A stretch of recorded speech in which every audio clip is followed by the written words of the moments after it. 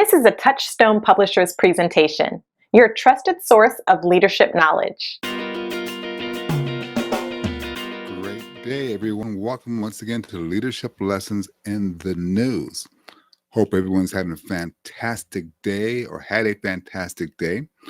And I want to spend just a couple minutes today talking about an article I found that's entitled, let me give you the whole title, The Lost Leadership Art of Positive Feedback.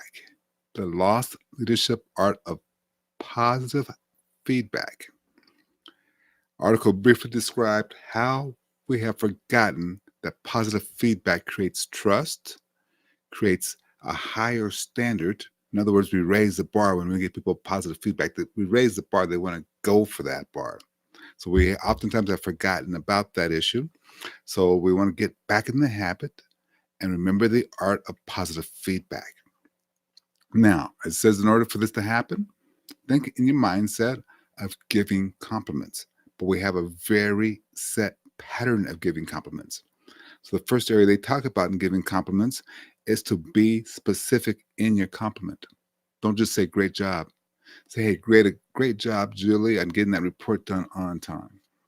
Okay, be very specific. And then they go ahead and lay out a 4-step formula for that. So let's talk about that 4-step formula that they give you. Use positive words. Great, wonderful, excellent. I'm going to add something to that though. Use positive words with emotion. Hey, that was great. Wonderful job. Excellent. Way to get that done. And then they go back to cite specifically what went well. So say specifically what went well. Okay. Step number 3, acknowledge the results. Hey, your actions increased the sales. You changed opinions of many. Fantastic on getting the approval of the board. And then step number 4, thank them. So let me read to you what it says. This should sound like. So in practice, it may sound something like this. Joan, thanks for all your wonderful work on the Smith proposal. I liked how you included research and data to back up the key points. I am sure this will result in our firm getting more business. Thanks again for your effort and hard work. It's not interesting. I broke it down. Joan, thanks for all your wonderful work. So he got the compliment and the thank you up front, and then went to the very specific point on the Smith proposal. That's what we're talking about, the Smith proposal. I liked how you included the research and the data. Okay, acknowledging what they did specifically. Okay, and how it helped with the key points. I am sure that this will result in our firm getting more business. So there's the results. Think about the next time you have to criticize somebody. You have to remember, if it's criticism, stays out of this process. But when it comes time to compliment somebody, keep the criticism out of the process too. But also, do everything in your power to make it public. It should be a public thank you. There's a story of a gentleman who used to work for an insurance company, and he was struggling the first 4, 5, 6 months of selling insurance. He was struggling to the point where his boss pulled him in and said, this may not be the line of work for you. You might want to consider doing something else. Well, the gentleman decided, okay, I'm going to work harder than everybody else. I'm going to get better. So he went from being near the bottom to being like 12th or 13th in the office.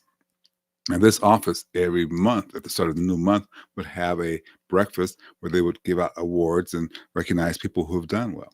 So usually if you're in the top 5, you got a little bit of an award.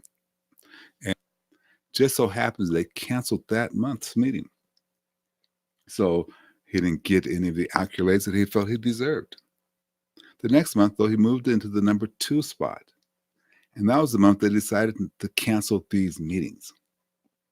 So these meetings that got canceled, they weren't going to give any more accolades once a month. They're just going for once every year to have a big party and celebrate, save the money for that, and just have a big party in a foreign location, off on the beaches or something.